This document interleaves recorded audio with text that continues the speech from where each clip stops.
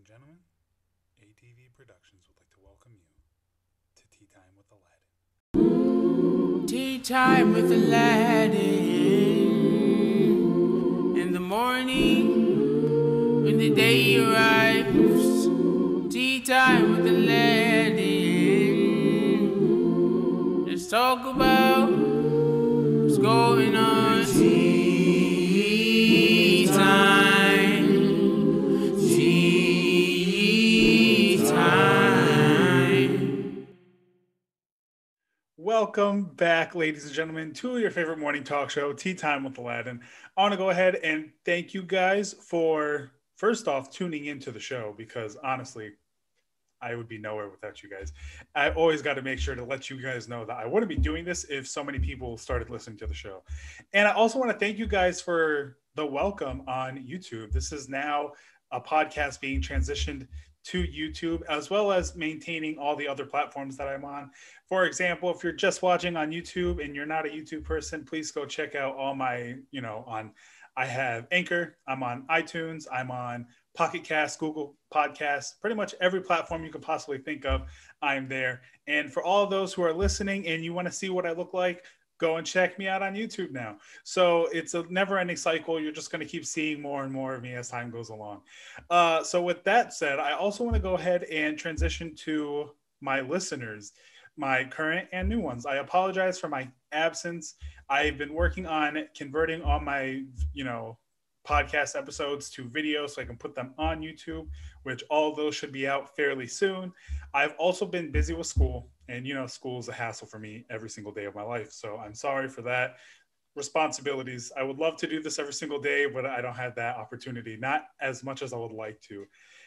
After that is all said and done, I want to go ahead and really thank the listeners right now because you guys have been constantly listening and I love it. Even with my absence, you guys have continually chose to listen and share my work with others, which means the world to me. I couldn't thank you guys enough. So I hope you guys continue to do so, as well as I can't wait to have more people join the fun, join the discussion. And that's pretty much why, again, I continue to do the shows because I want to be able to have meaningful conversations with other people from all different backgrounds. And I want them to not only think about the questions and the topics that I discuss on the show, but I also want us to be able to talk about things in a way where we're not separated from each other, that we can all look at each other's views and opinions as one and not judge or discriminate or hate or any of that stuff.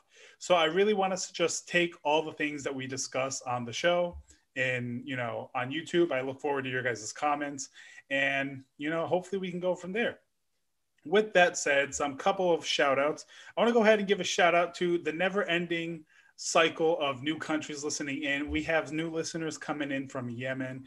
Thank you guys. France, you guys are number 2 on the listening charts right now. I could not even begin to count how many cities you guys are coming from. Thank you guys. For everyone else, I appreciate your continuance of listening, listenership, and now hopefully viewership. So I'm looking forward to good things. Let's see. Last but not least, I have a lot of special guests coming in. Today I have 2. I have our artist and then I have a guest speaker talking about the topic for today. I'm not going to give any surprises just yet. And for future episodes, I hope to maintain that momentum of having guest speakers and musical guests.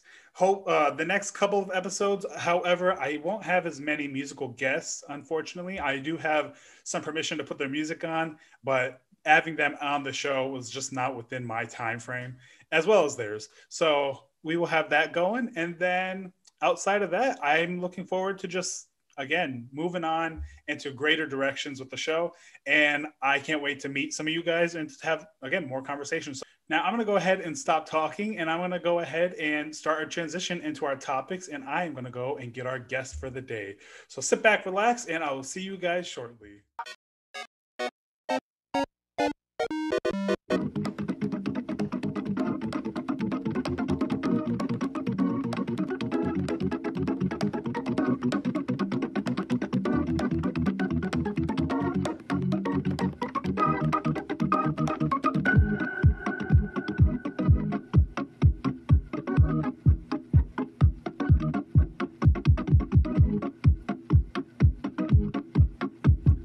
Joining me on today's episode is Holley Kelleys. She is a gerontologist, a fellow in thanatology, a journalist, an entrepreneur, and the founder of Ladder Life Planning Institute.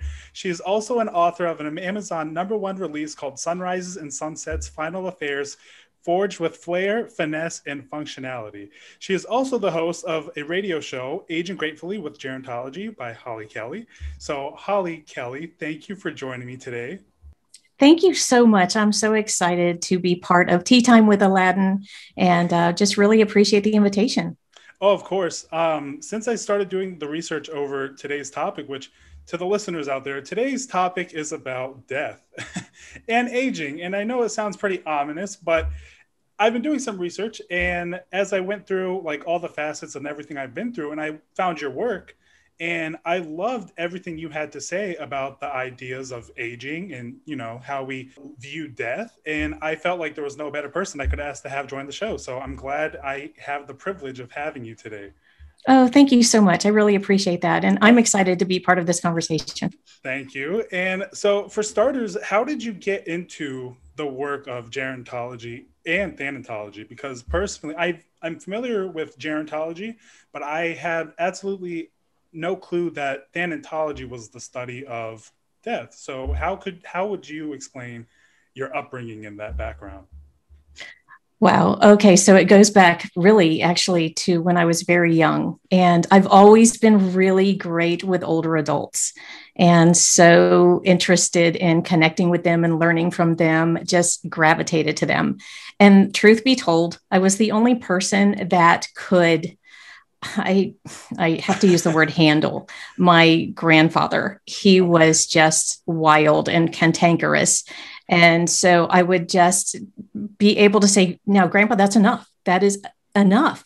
Right. And you're just going to be nice. And I realized I had a way with him. And as I had a business that catered to older adults several decades ago, I would get calls from clients and they would say, okay, I heard that you are really good at what you do. And I almost feel bad by asking you, would you take my dad and would you work with him? Because he really needs your services. But I'm just going to warn you from the get-go. He's terrible. He's grumpy. He's a miser and he fires everybody. And I'm like, oh my gosh, he sounds wonderful. Send him my way. I love and so I would take him in and we would do great things together. And I would get him in what he needed in Medicare and stuff like that. And so they would call me afterwards and say, how did you do it? And what did you do? And I was like, I don't know. I loved him. Right. And, so it was something that was a connection. Mm-hmm. And I just loved older adults. As far as the thanatology goes, when I was about 19 years old, someone asked me to write a funeral for their husband who had passed away. And I was always a writer, a young writer.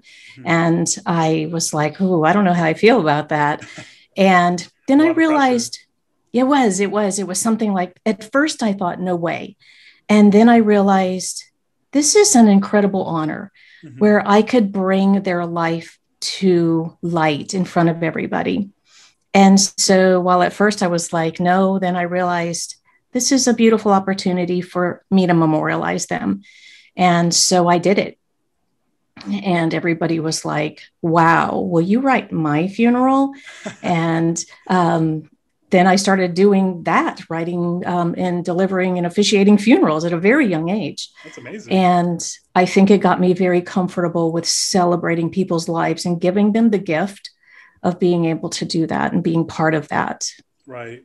And one of the things just off of that alone is I love how you describe it as celebrating somebody's life, where typically when I hear people talk about death, they're just like, it's the end. Like that is end all. There's not much after that. But I love the way you, in your work and just the way you describe it, is how it's a celebration. Like there's joy behind it. So how would you necessarily go about explaining to someone, like, how do you celebrate one's life in a setting of a funeral? Yeah, well, when you lose somebody that you've loved so much, obviously that's catastrophic loss. Of course. And how do you get through that, this loss, this incredible grief that you're going through? And we know that, death ends a life, but it doesn't end a relationship. And so one way that you can continue your love is through celebrating that person, right, and through creating ways that their legacy lives on. And so I think one way to do that is to let other people know how beautiful this person was. And I went to so many funerals where you sat there, and maybe I didn't know that person very well. And I realized I left there and I still didn't know that person. Mm-hmm. And I thought I wanted to go there, and I really wanted to know, really the richness of their life and why they were so magical and what they brought to the world. And because everybody is, and everybody does, there's beauty in everybody.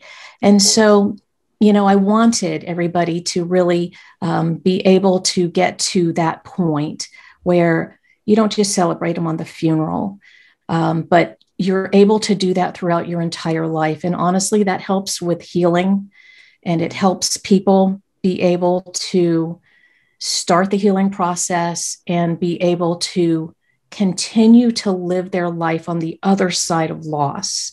So it's so important that they do, and that they find ways to build the pieces back together after incredible suffering. Yeah, no, I couldn't agree more.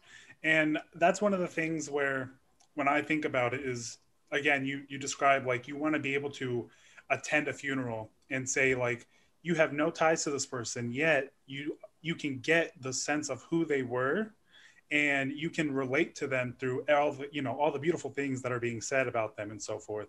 So I think that is actually one of, like, even, again, more reason to not be too upset when you're attending a funeral, but to actually kind of not be inspired. I mean, you could be inspired, who knows, mm-hmm. but to be touched on a more happier level than it is just being full of sadness. You understand? Mm-hmm. Yeah. Mm-hmm. And that actually leads me to, like, one of our first topic discussions is, when it comes to the idea of death and aging, is it important to talk about these things? Because I feel that necessarily in, like, today's life, we don't like to talk about it because it scares us, or, once we die, like, what are we going to be next? Are we going to, if you are religious, you can go to heaven, or, other place, or if you don't believe in anything at all, you're just going to be this thing in the ground. So how is it that we come about talking about aging and, death as a whole in a beneficial way, I guess? Mm-hmm. So I think death is very important to talk about because it's kind of the elephant in the room. Always. And so I think it's a conversation that's very much avoided. So I do think that we need to talk about it because life is temporary and death is permanent. We're going to spend quite a bit of time there. So I think that we need to face it because we're going to be there a while, wherever right. there is and whatever you believe there is. Mm-hmm. So I think it's a conversation worth having. And I've had people work my book, and they thought that they were embarking on the journey of the book just to get their affairs in order. And quite honestly, I kind of thought that they were doing that too. I mean, I wrote the book trying to get people on the other side of planning, and I was pretty sure that I would get them to do that. It was a gentle nudge to get the affairs in order.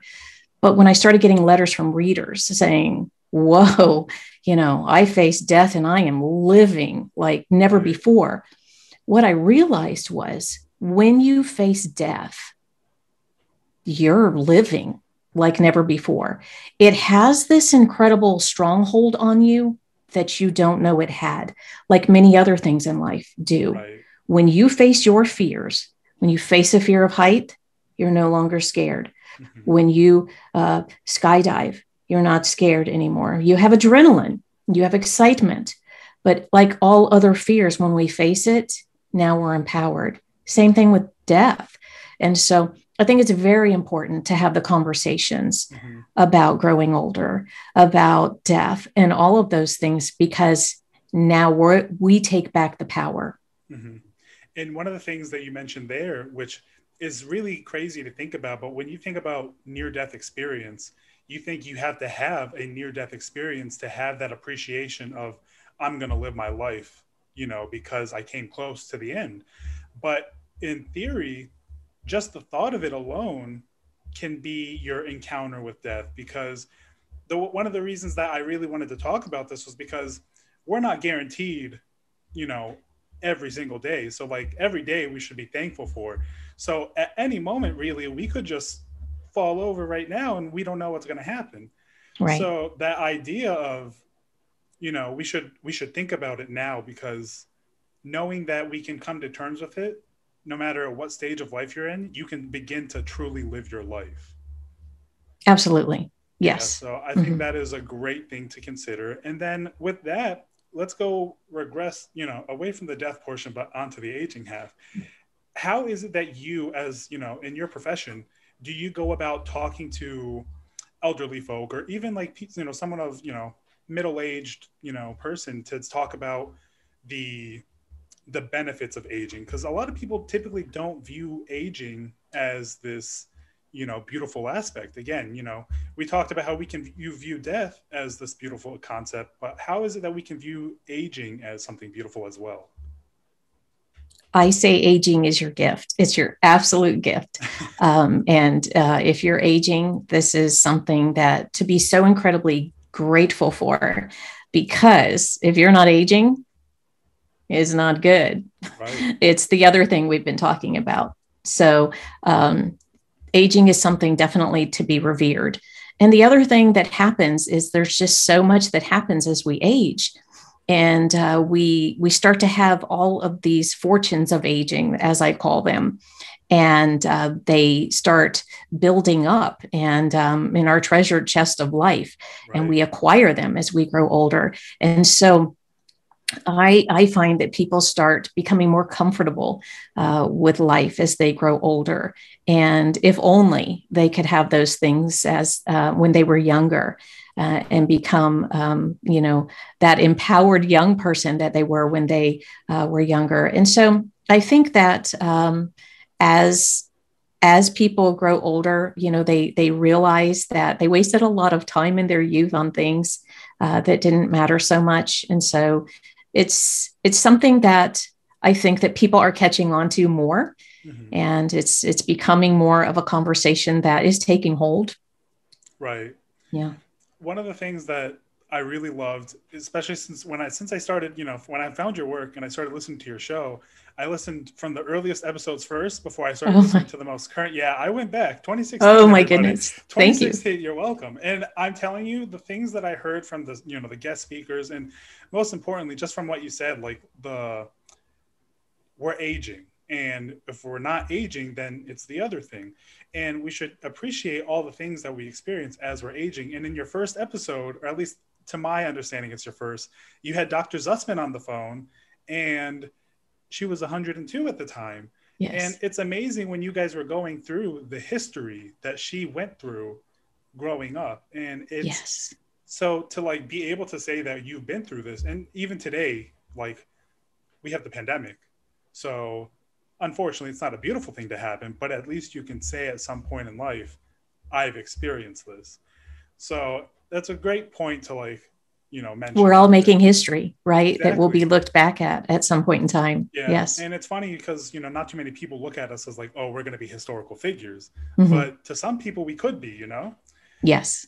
And then another thing that you mentioned, again, flashback to some early episodes, you actually did a quote from Benjamin Franklin, and in one of your blogs, you discussed about time and how time isn't guaranteed, and that time, it's not about having the time, it's about you making the time. Mm-hmm. So I actually wanted to build one of the points off of that. How does somebody who, everyone's busy, we all tell ourselves we're busy, how do we make the time to live life while being busy?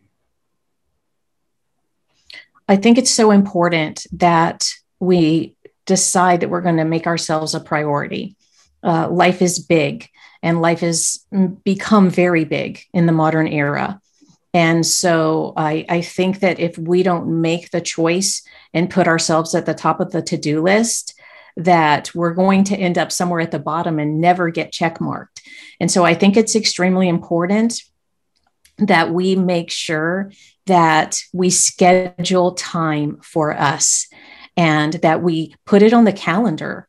And we say, okay, that once a month, that there's a weekend that we book out and it's completely us. And that throughout the week, this time is dedicated time for us.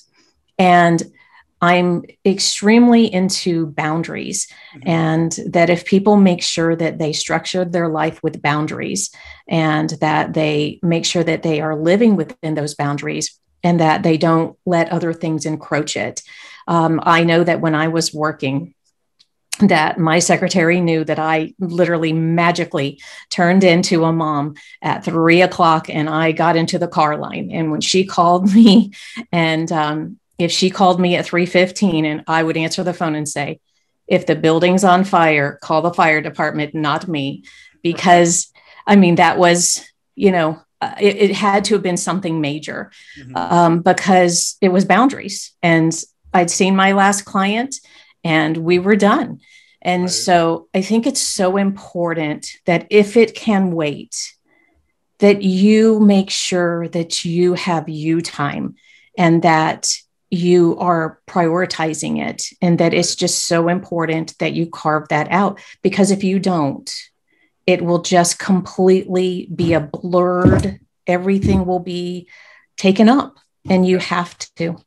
No, totally understand. You have to be able to appreciate your own time before making everything else your responsibility. And I can appreciate that.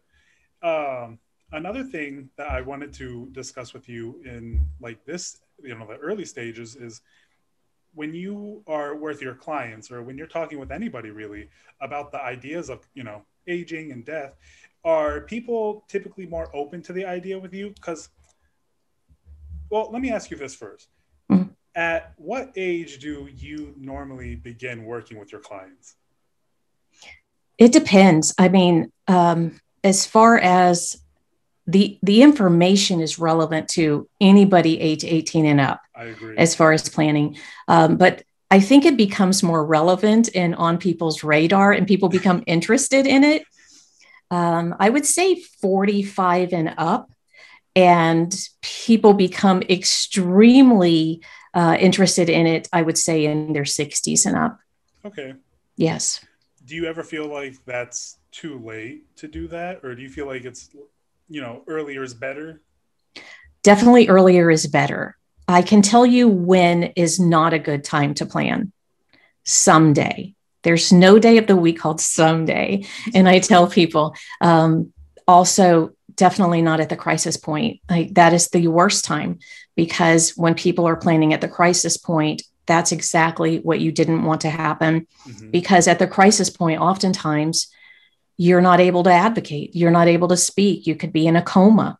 Right. You could actually not be able to convey your wishes. And now they're left to family to try to figure out what you would have wanted, how you wanted it, what were your wishes. Family then has different views on what that would have been. Now we have perhaps infighting. I've seen entire families broken up for life over this. And it's sad. And that's exactly what the person laying there would have never wanted.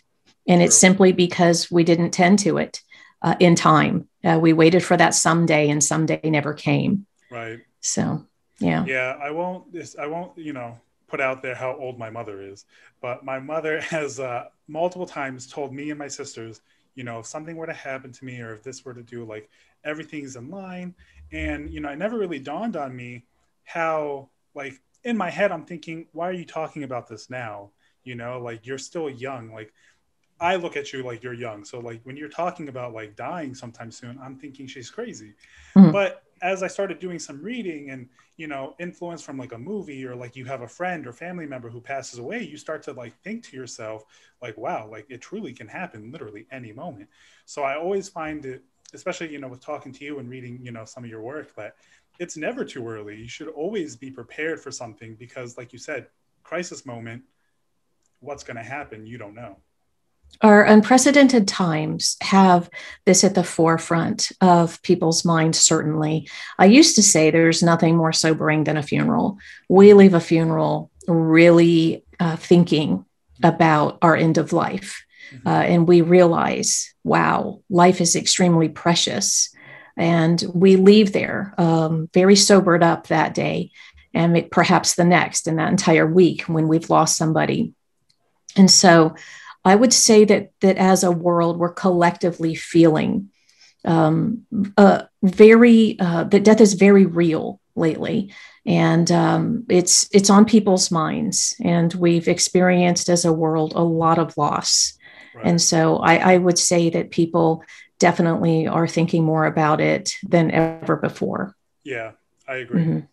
So for all the listeners out there, I want to go ahead and ask you guys, how do you guys feel about talking about death? Do you guys feel like it's relevant to you more so now than it ever has been? Or do you feel that it is always something that's on your mind and that you've always wanted to talk about it, but you never actually thought about talking about it? Because again, who wants to talk about their own death? But we're going to go ahead and transition from that and move on to our second topic, which I really want to focus on here because I want to focus on the aging aspect. And again, I feel like based off of what I've listened on your show and everything, there's so many people out there who advocate living their lives, and it doesn't matter the age. And I know you are, from what I've read, that you yourself are a stickler on the whole bucket list mentality, and there is no age limit to living your life. You can do whatever you can. How do you address that to someone who's elderly or somebody who in their head, they tell themselves, oh, I can't do this anymore because I'm not young and I could only do that when I was young? I love the quote by Theodore Roosevelt, do what you can with what you have with where you are. Right. So I believe that life is like, and bucket list living is very much like, I compare it, Aiken, to driving your car. Okay. We have our cars, and if they sit too long, the battery goes dead. And very much happens in our own life. If we sit and we don't do, and we don't charge our battery, then we regress, and we aren't living, but we're simply idling, and we're withering away. Right. And so bucket list living to me is about charging your battery and keeping that car driving and doing in life what we're supposed to be doing. That car is meant to be driven, and this life is meant to be living. And I feel like that's bucket list living. And when I say do what you can with what you have with where you are, it could be simple things, and it could be at any phase and any stage. And people have had their bucket lists done at their end of life. And it could be seeing a sunset as your final wish. Your bucket list doesn't have to be grandiose. It can be something that costs no money at all. And it could be picnics on your back deck, watching the sunset. And it could be connecting with family members. And so there are all kinds of ways to fulfill adventure living and inspired living by design into your life to make sure that you're living your best life now. Yeah. And I liked what you were saying earlier, like if you don't use what you have, then the battery is going to die. So I know one of the questions I wanted to ask you was about, like people who go into early retirement or people who just retire, period. I know a lot of the people that I've met in my life, at work, they're so excited to retire and and they've done so much work investing in their retirements. Invest in their retirements. And unfortunately, a lot of people who retire end up passing away, or the people who end up retiring don't really do much with their retirement. They just relax at home and so forth. Would you advise somebody to be more active, or would you consider to tell them not to retire because of that idea of if you're not using it, it'll stop? I coined the term re-inspirement because I saw so many people that retired, as the term is, and re mean to do, tire means tired. And so it's like, well, no, we don't want to do tired, because we're not tired. So re-inspirement to me was that you're going to be re-inspired in a new direction, and you're going to kick off and launch something brand new, and find something that is something that you have always wanted to do again, and return to something or find something brand new. Mm-hmm. So many people do what you just said, is that they were defined for so many years by what they did, not who they are. Exactly. And that's what we don't want. So we want people to be re-inspired and discover who they are. And that's so important. And the journey of figuring that out is exciting. And that makes the rest of the years the best of the years. And I'm certain that once people start on that journey, that there'll be no boredom. Right. And I can agree with that. I feel that there's so many interests out there, and there's so many hobbies we can take up. It's just being inspired. And what you said, not retire. What was it again? Re-inspirement. I'm going to coin that term my own life. Yeah. Yeah. Mm-hmm. So no, I think that's a great point. And one of the things that, again, back to, aging, are the people that you interact with, because I'm not familiar with, I used to work in a hospital setting, and some folks that I've interacted with, they're content. They tell me how they live life, they've done everything that they could possibly do, and that they're just waiting at this point, which to me is such a crazy thought, because who's just ready to just go whenever they're ready? And then I've met others who are in that denial phase, or like they're not ready. What do you tell the people that you encounter, whether it be at work or out in everyday life, about, how can I say this, to just be comfortable with the idea of, where you're at, or with your age, and etc. As far as with your age or with dying? Age. Oh, definitely. I want people to be comfortable with where they're at in life, as far as being okay with aging and what society's telling us to do with aging. Is that what you mean? Yes. Thank you. That's exactly. Oh, wow. That's really something that's happening today. And when you think about what was going on 100 years ago, this wasn't happening. We weren't really having this dialogue 100 years ago. And I can tell you that I adore my friends, not because of how they look. I adore my friends because of who they are. Right. And I don't care whether they have Botox or don't have Botox. And it's not even something that I care about. Right. And so we have this huge societal movement about that you matter, and that it's a youth-driven society. And that is definitely happening. And what I don't want is people to feel like that is where their value is. I don't want people to feel like, or fear aging, fear wrinkles, and feel like that they're not beautiful if they have wrinkles. That's something that is, to me, ageist propaganda. And I certainly want people to embrace themselves, love themselves. And I don't want them to feel less than because of what's being marketed out there. If they want to do something about it, and they do, not the societal push, or not because they feel that it's what the world's telling them to do, but they themselves, that's on them. But I don't want them to feel burdened by it, by an outside message. So to each his own there. I don't like, we're bombarded, and I don't like how it's hurting the self-esteem of older adults and making them feel like if they're not looking youthful, that they don't matter. Yeah.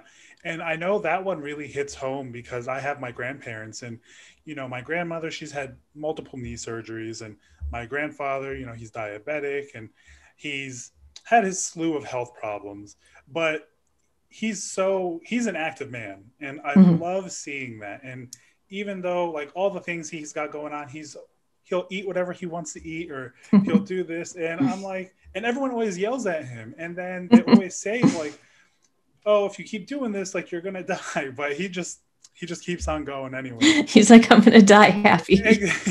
So, and I just love that idea.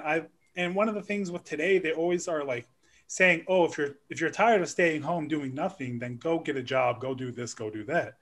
But in reality, I feel that if somebody who is, again, had multiple knee surgeries or diabetic, or, you know, obviously they don't know they have health problems, but when somebody, like you said, we're a youth ran society today, I feel that elderly folk are just not as embraced because they're, I guess, the way they used to look or used to be valued as they are today, like you said. Mm-hmm.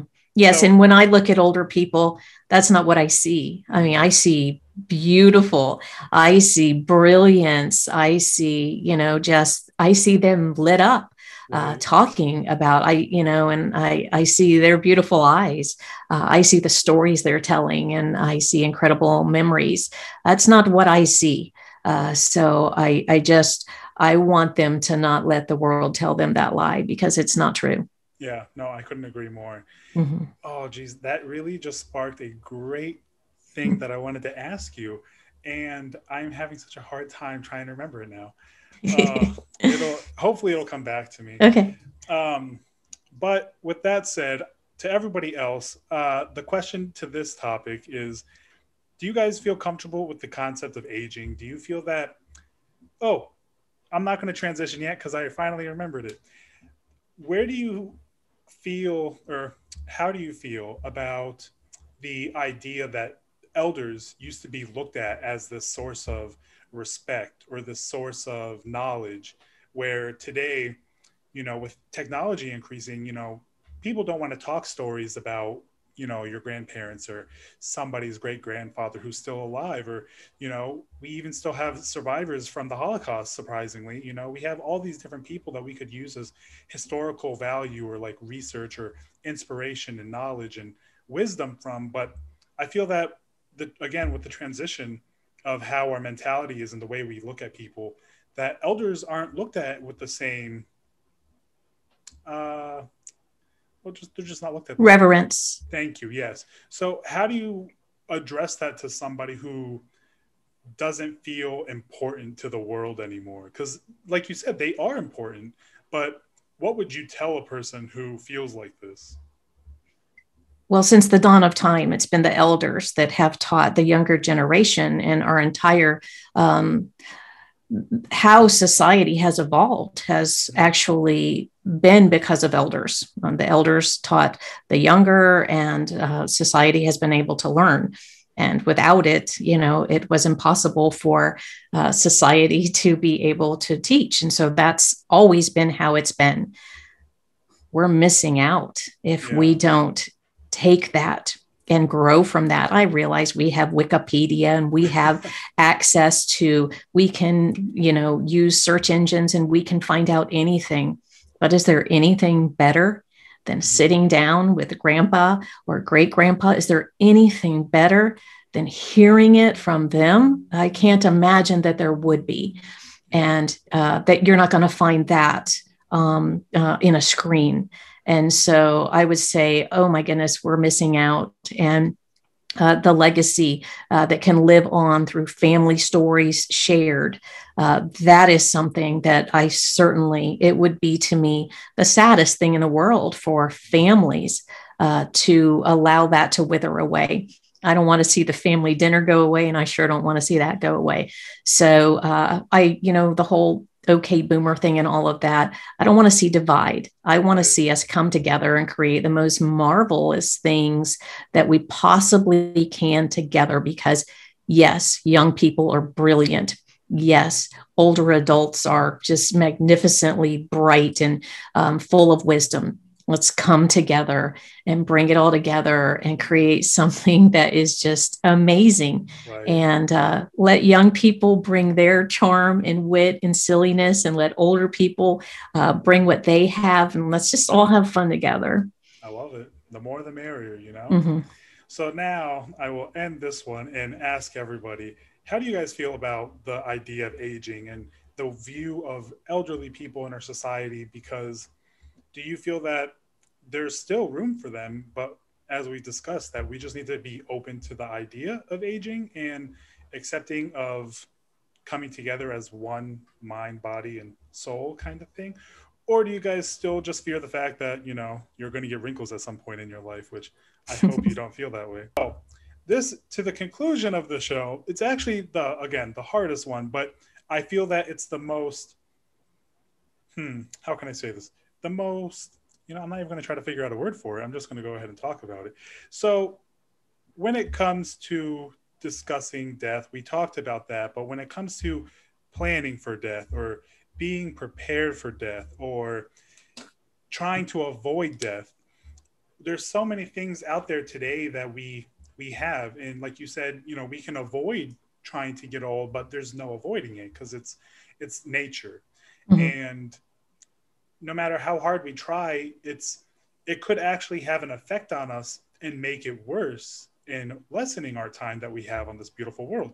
So when it comes to the ability to create a longer life for ourselves, would you say that it's more beneficial for people to act on that idea or like that mentality? Or would it be better to just live in the moment and not reflect on, trying to stay here as long as possible and just live with what you got?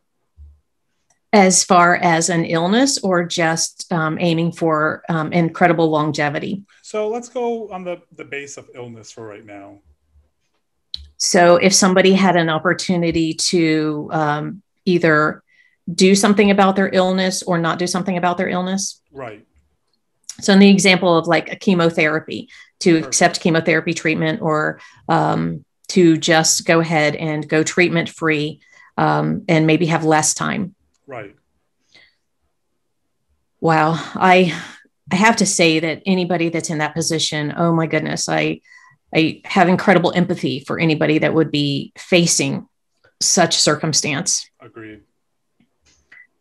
And I would certainly advocate that anybody in that setting would want to talk to as many people as possible, get a second opinion.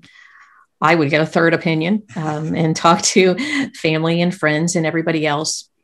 And I'm probably the kind of person that the most important person that I would talk to in the physical world would be myself. And I would have self-reflection and really look inward and see where I was at with it. And if you're of a spiritual, if you're connected spiritually or, of a religious faith, I say when life's looking down to look up. And between the conversations that you have with yourself and your spiritual tethering, I feel like those answers would come to you and that you would make the right decision, I'm certain, after you did that. Yeah. It's a tough decision. I know people that have made those decisions. And even when you've made the decision, there's no guarantees. Mm-hmm. Yeah, the inspiration behind that one was actually, I was watching a movie. It was called The Farewell. And one of the relatives, the grandmother who lived in Japan, she had lung cancer. And they decided not to tell her because she felt that if they told her, she'd panic and she'd keep going to the hospital and that would just stress her out and make her worse. Mm-hmm. And then it was based on a true story. And in reality, she actually ended up living longer than what the doctors actually told them that she was going to live for. So I found that very interesting to see how our own minds have the ability to affect whether or not we should treat ourselves or if we should just live for what we have. Stress is incredible hardship on the body. And so I believe that it would actually go just like that. Yeah. Because how we wear ourselves down with stress and the not knowing is so unbelievable. Mm-hmm. Yeah, I'm glad you shared that. Yeah, no, it was, well, mm-hmm. I thought it was very beautiful because when I feel that, like you said, stress is very weary on our bodies. And mm-hmm. the more that we think about it, it's going to cause us to panic. And then, that panic is going to lead you to do, I don't know, crazy things that you normally wouldn't do. And in hindsight, it's actually worsening, anything that could possibly go wrong with your life. So yes, crazy. It would exacerbate any illness. Exactly. Now, one of the things that I really was curious to talk to you about was you discussed in your book having a funeral. Emphasize on the fun aspect. Now, I want to discuss the planning and just the ideas of having a fun funeral, because again, like I mentioned earlier, you just don't think of funerals having, because when I read it, I viewed it as, okay, you got balloons, you got, a performer going on at your funeral and so on. And then it also came to mind of actually planning a funeral. And I personally never have planned a funeral myself. And I've seen people who've had funerals in a span of a day. I've seen people who 3 days, a week, some people prolong it. Let's go ahead and start with the planning portion. How difficult is it to actually plan for a funeral? It's very difficult right now under the circumstances that we're in. And it has been a big hardship for people during the unprecedented times that we face. Planning a funeral, when you've given people the tools ahead of time, it's much easier. And so when in the book, it's the template makes it extremely easy. It's literally, you've given them everything that you want, from flowers, from everything. And certainly things change over time, and your friendship base can change. If you outlive everybody, there may not be a lot of people to come. I mean, so you do the best that you can. The whole idea of a funeral, is that people follow your lead. And so if you make it a sad occasion, people are going to be where you're at in that. If you make it a festive occasion, people are going to rise to the occasion. And so I think what's most important about a funeral is that everybody has a job, and you outline it. It's outlined in the book that you've given everybody a job. And so that day people are busy, and you've allocated jobs for everybody. And these are important jobs that you've thought out, and your grandson, your nieces, everybody has a job that day. And you've delegated it, and nobody's going to argue with you because you're not really around for anybody to back talk. Right. It's so anyway, you've given everybody what they need to do that day, where they need to be. And it's your one, final demand. Right. And so they can be, you've chosen music, fun music. I've been part of some pretty outlandish things. I've had people laughing and crying, and the emotions have moved swiftly back and forth, and people have left there saying, "Oh my goodness, this was wild," but they left there feeling good, really good. I think that's amazing. Yeah. No, that's really cool. And with that, there was also something you mentioned there where, towards the end, sometimes people do outlive their family or their relatives.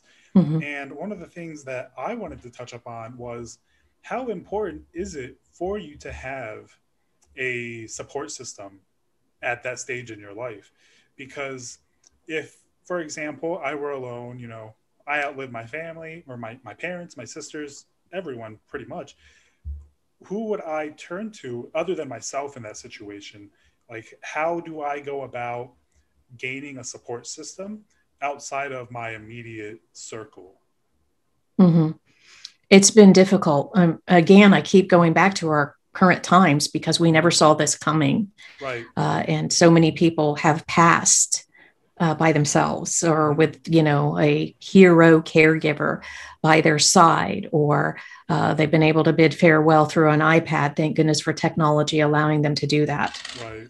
And so, it's been truly unprecedented times where it's not been certainly way less than ideal.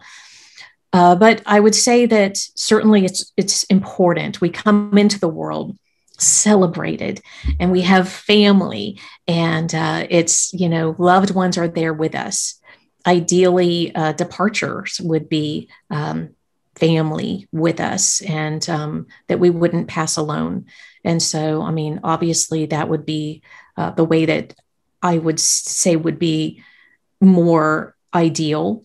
If you are, and that happens, there are people all over in nursing homes who have out-survived everybody. And hopefully people's wishes are in writing. I would say that it's, if you have, had a life where you pass and you aren't in agony and you're the last person, you've lived a long life, and that's worth celebrating. But that does happen where somebody has had so much longevity that they're the final sibling and the parents are gone and there's nobody else. Yeah. And so when somebody's wishes have been put in writing, it's really good because you're the last person, but they know what to do with you. Your wishes are there, and it's clear what they are. They know that this is prepaid for, and here's the funeral home, and this is what you wanted, and this is what's to be done. Mm-hmm. And so while everything can't be followed to the T, it's still clear what you wanted, and as much of it as possible still can. And so I think that that's what's important. Yeah, I think that's a good thing to note too. Mm-hmm. And one of the things that, for concluding notes, that I really like that you said in one of your episodes again was, every day, no matter how old you are, you should always continue to celebrate certain milestones. And as we age, I think that we tell ourselves, oh, we're getting older. I'm not going to do this. I'm not going to do that anymore. Because at this point, the only milestone I have left is, kicking the bucket. But unfortunately, there's still things to look forward to, even if a situation like that were to occur. There's still little things that we could look to and benefit from, instead of just looking at it at some melancholic or like morbid idea of there's nothing left kind of thing. Attitude is, I would say, the most important part of our growing older journey. It's so paramount. And I try to remind even my listeners and clients that almost always it could be worse. Right. And so, attitude is so important in everything that we do. And that every day certainly is a gift. And I look at people and I think, oh my goodness, I see somebody that is handicapped. I call them handy-capable, but the common term handicap. And I say handy-capable because, oh my goodness, they're so handy-capable. Mm-hmm. And I see them joyful and doing and active, and they're doing cruises and stuff like that. And I think, wow, I mean, they're living and they're amazing. Right.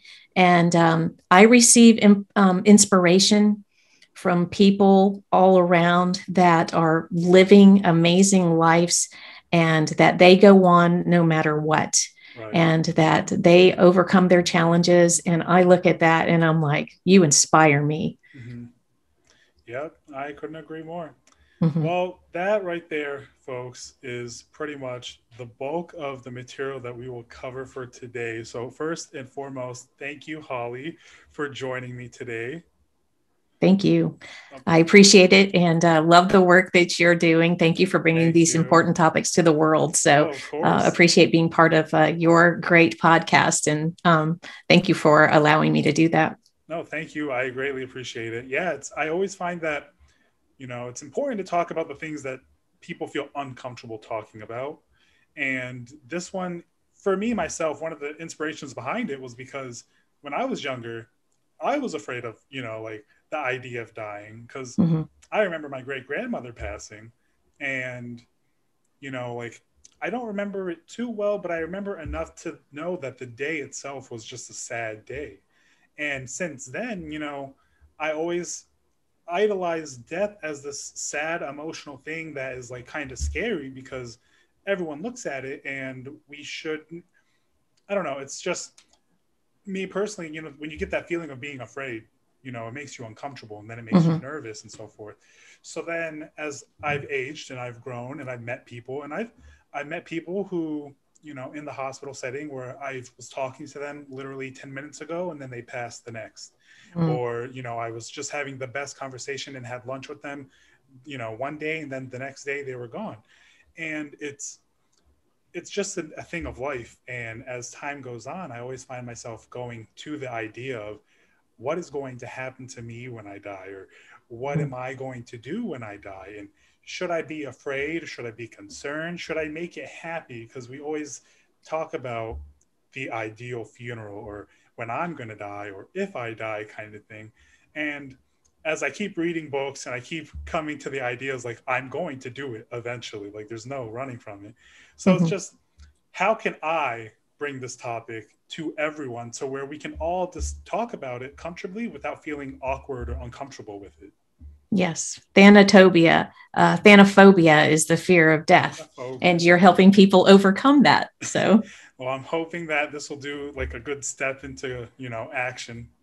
Yeah. Great. So thank you. And to all my listeners, please stay tuned for the artist of the day. I have Blsng coming your way. So please stay tuned and I will see you guys shortly.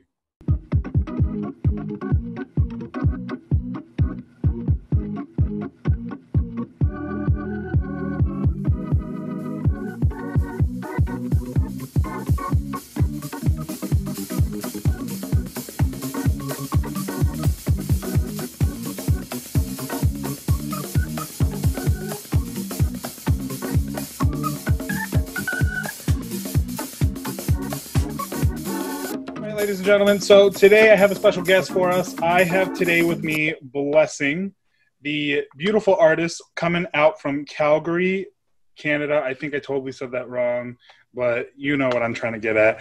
Blsng, thank you for joining me today on the show. Yeah, thanks for having me. Oh, of course, it's a pleasure. So I want to go ahead and just get down to the grid. I heard your music on Spotify, of course, and it was probably, you only had one song at the time. So I noted, correction, you yourself have one song, but you've been a part of other songs. Or at least from what I've noticed. Yeah, that's correct. Yeah, so yeah, when I heard your song, I literally clicked with it. And that's the song that I'm playing for everyone today. And the song is called I've Got It. Yeah. And it is literally one of the best songs I've ever heard.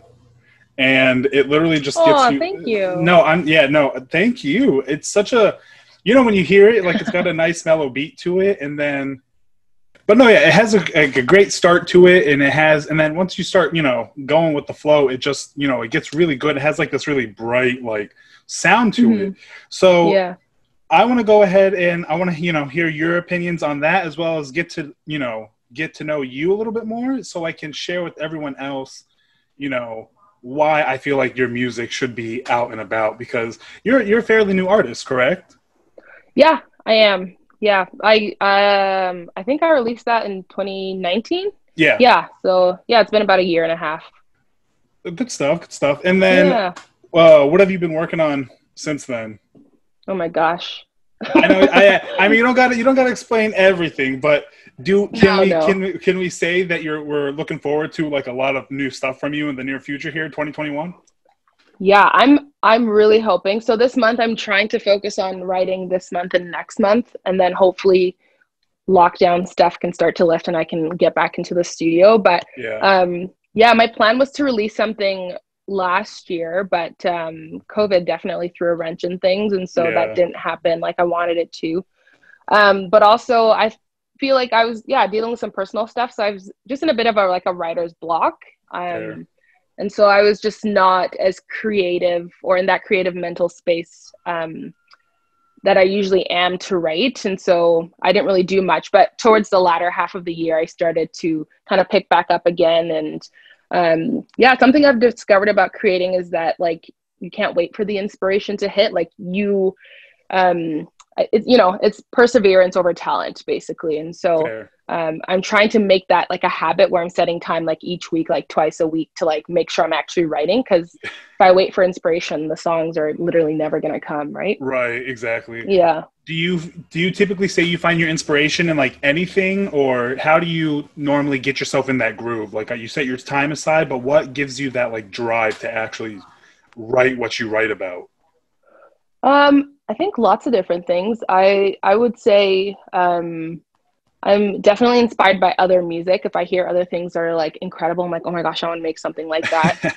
I'm like, try not to copy or plagiarize, but like that's so cool. I love that Of vibe. course, yeah. And then things that I'm dealing with or things that other friends are dealing with, or honestly, sometimes it's just in response to like the way the world is at the time. And I feel like, you know, right now there's a lot of anxiety. So I would love to release songs about peace, because I think that we should, as artists, be countering culture and bringing something new to it. And so that's kind of what inspires me.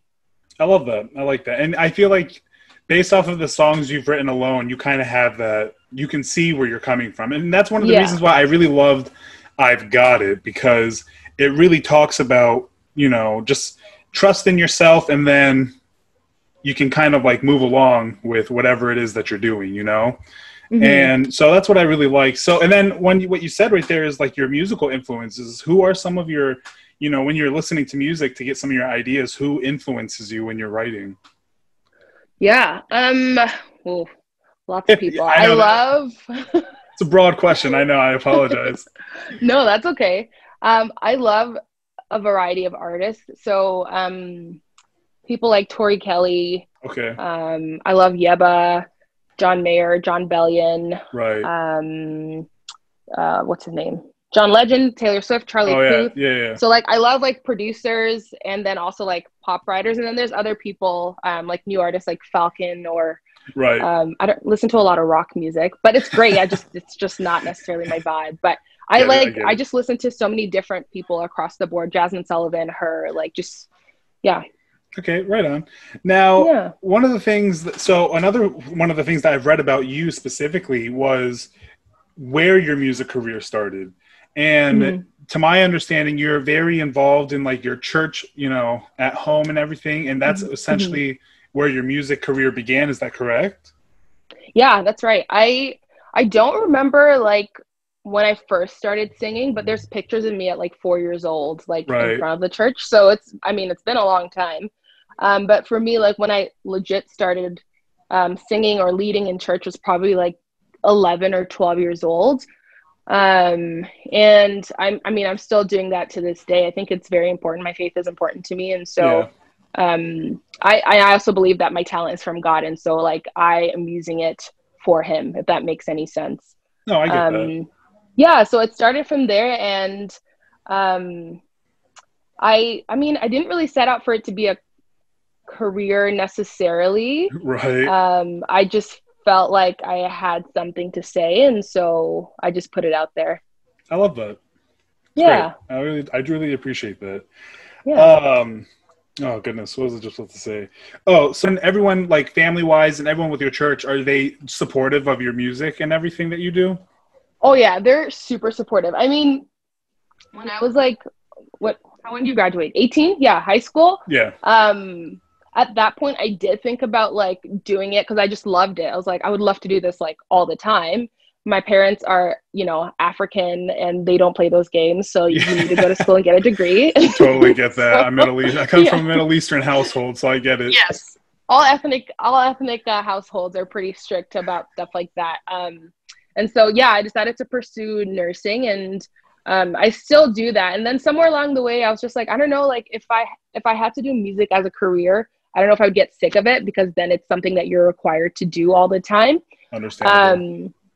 But yeah, like my parents are, I think them seeing and hearing like, oh, actually like they know I can sing, but actually like seeing me put stuff out, they're just like, oh, cool. And then of course, like friends and, you know, people like that, they're super supportive. So it's been really cool to have people in my corner, people that I don't even know, right? So that's been awesome. That's good. And do you feel like it's impacted you the same way it's impacted everyone else, especially, you know, with your growing, you know, music gains, I guess you could say? Do you feel like how has that affected you, but as well as how has it affected others when they see you not only going from like a professional nurse career, but now that they see your music actually being put to use? Yeah. How does you feel like that affects everyone around you, at least? I don't think that there's like a major difference as far as like how I'm treated or anything like that. I mean, there are some people who who are like, oh my gosh, you're a celebrity now or something like that. But I don't feel like that. I feel like I'm a regular person who, you know, like everybody else has. Yeah, I love music and everybody has a talent, and I'm just using my talent. And that's all it is for me. And I hope that I never change and that I remain, I mean, that sounds bad, but like I remain grounded. I would never, ever want to become someone that I can't recognize just because of numbers or anything like that. But honestly, the numbers to me don't matter as much as the people who send me messages saying like, hey, like I'm dealing with a lot of anxiety and this has been helping me, or like I'm going through something and this has made my day. So right. I think for me, that's like the mark of success rather than cash and numbers. Right. So not much has changed except for the fact that it's actually inspired me to write more and to put out more, because I think, like I said, there are things people need to hear to counter what it is that they're going through. Right. I love that. And I think it like really shows with like your presence and just like how you, like the way you're talking about it, that you're pretty caring when it comes to that. So I like that. And so with that said, when it comes to music, especially with like being a newer artist, or like, I wouldn't even necessarily say you're a newer artist. Well, in terms of publicizing your music, it's newer, but you yourself have always been a musician. So what is it that you feel your music is going to do that others' music can't? You know what I know that's like a pretty hard one to say, especially because everyone, you know, sees their music doing something different for other people. But what is it that you would like your music to do for others? Like, obviously it's for you, but also when people listen to it, they're going to say, like what you said, like, oh, this music is like, I've connected to the song. So how do you feel like you would want your music to help others in? I don't know. I think more than anything that people find hope and healing through it. And I know that I'm not the only artist or, you know, singer or musician or whatever, creating music like that. But that's something that's really important to me, is people's hearts and people's souls. So I hope that there's some sort of healing that they get from listening to my music. And I also, I mean, I don't feel like I try that hard to be like different from anybody else, but I do know that I have my own sound, and I want to stay true to that. I think it's such a blend of so many different genres, because I do listen to so many different genres, that I hope I keep that sort of authenticity and uniqueness and just out of the box type vibe. Okay. But I mean, I think for happiness, hope, and healing, that's literally it. I love it. Good stuff. And for your music collective of what you've done so far, I know you had songs, Happy Birthday Jesus with Colin Carbonara, which I loved it, and especially like during Christmas time, great song. You've also were featured in Wildflowers with Brandon David on Unbreakable. You know, what was it like working with those artists? Yeah, it was so fun. Honestly, they're all my friends, people I talk to like every single week. So for me to be asked to, I know like for some people it's like, oh my gosh, I got asked to sing on this like major artist's song, which is, it's amazing nonetheless. But for me, like to have my friends trust me enough to be on their project and a piece of their heart, it means a lot. And I hope that like we never stop collaborating, because there are some incredibly talented people, like if you look around just like in your neighborhood, in your background, under your nose. And so it was, I don't know, I feel like that's probably a bigger deal to me than if I were to do music with somebody else, because I know them, right? So yeah, it's been fun. Super cool. And do you guys feel like it's hard to do like work like that, especially in like a time like this, especially with like Happy Birthday Jesus? Like, were you guys able to record together, or did you guys have to do like separate and then put it together? No, so at that time, here in Calgary, we were off lockdown, basically. So we were able to, we were able to I was able to go over to Colin's house. He was like 5 minutes away from me to record it. So it literally came together in like 5 days. So I was like, guys, I want to do a Christmas song. So I'd messaged another friend, but it ended up being me and Colin because he was out of town. But I was like, okay, I want to write a Christmas song. So I sent him this chorus that I had, and he's like, yo, like, I love that. So then we wrote it that day and the next day, and then recorded it on like, or laid the track down on Friday and then recorded vocals on Saturday and had it mixed and mastered and uploaded for distribution on Monday. So it was very quick. Yeah. Yeah, we were busy, but it was so fun. Like, I feel like it came together really well. And I would agree. It was something that, like, I think there was that creativity that just spurred it on. We were feeding off of each other's energy and wanting to put something out that was fun for last year, because last year was a gong show of sorts, to say the least.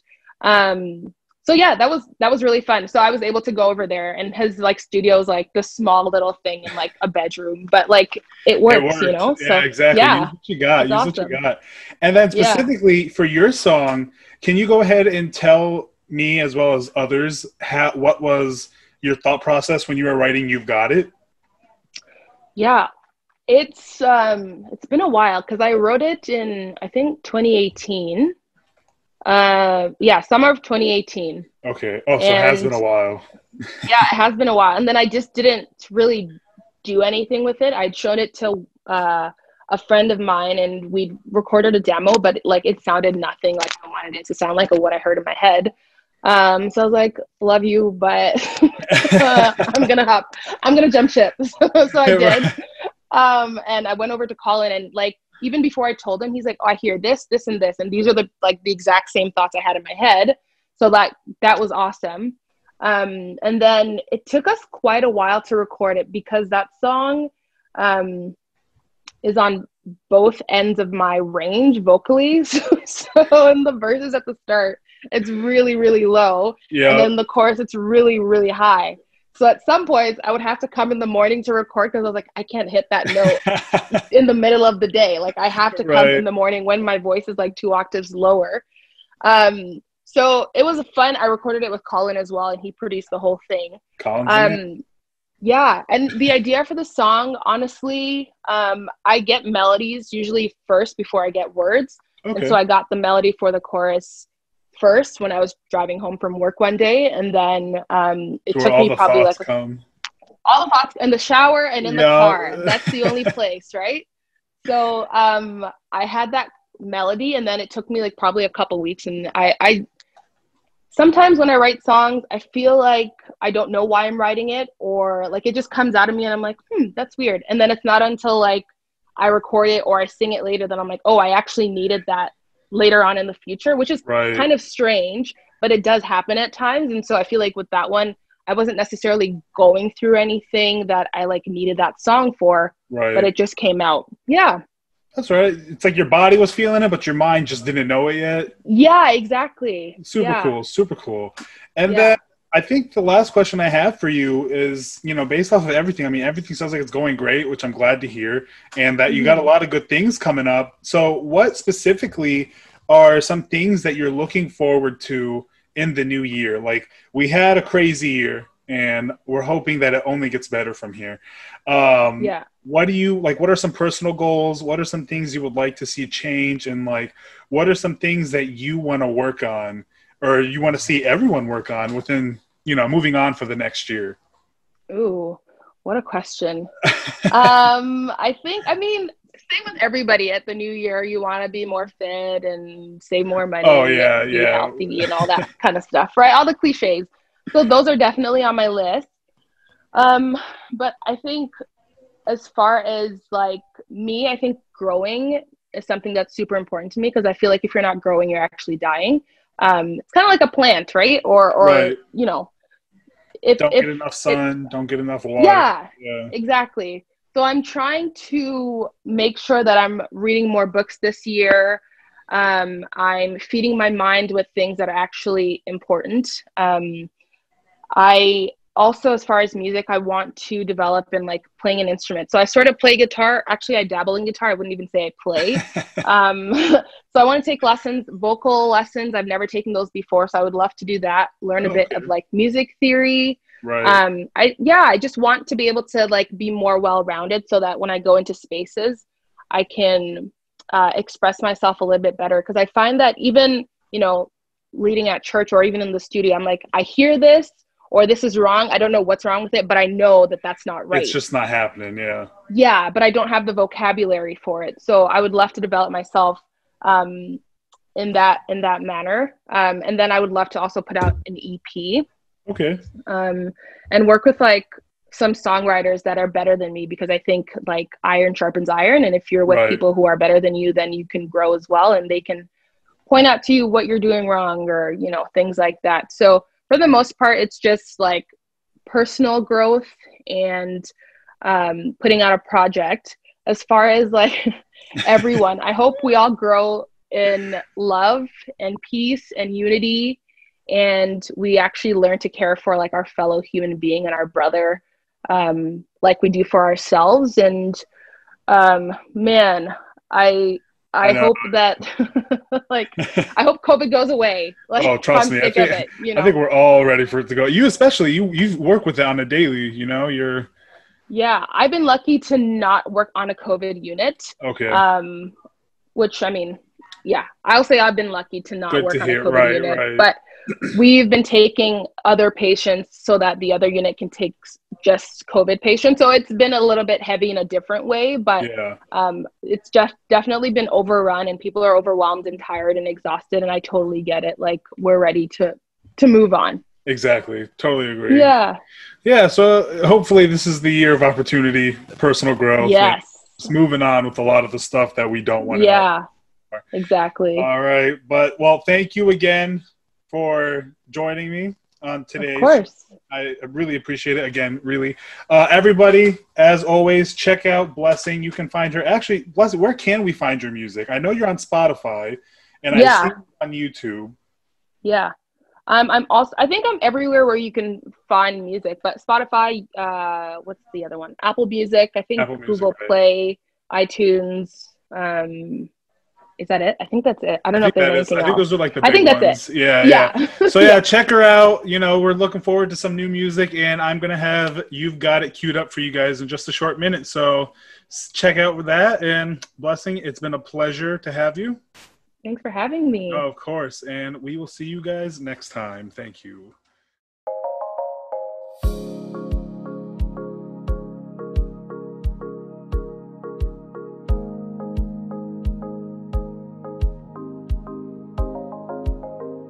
I thought that I would have it together by now.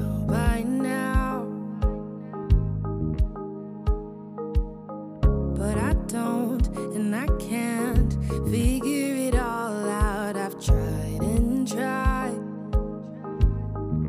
Now I'm taking it day by day. Don't need a play by play. Why worry when I can just trust? Now I'm taking it day by day. Don't need a play by play. Why worry when I can just trust you? I don't need to worry about anything. I put it in your hands. Let go of my plans. You've got it. Every little thing will be alright. You've got the best for me. Trust you with everything. You've got it.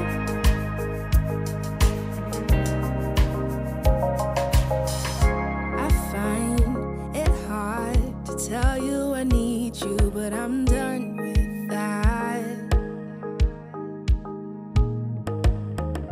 No more heavy burdens. I lift my hands up now. God help me now. I don't need to worry about anything. I put it in your hands. Let go of my plans. You've got it. Every little thing will be alright. You've got the best for me. Trust you with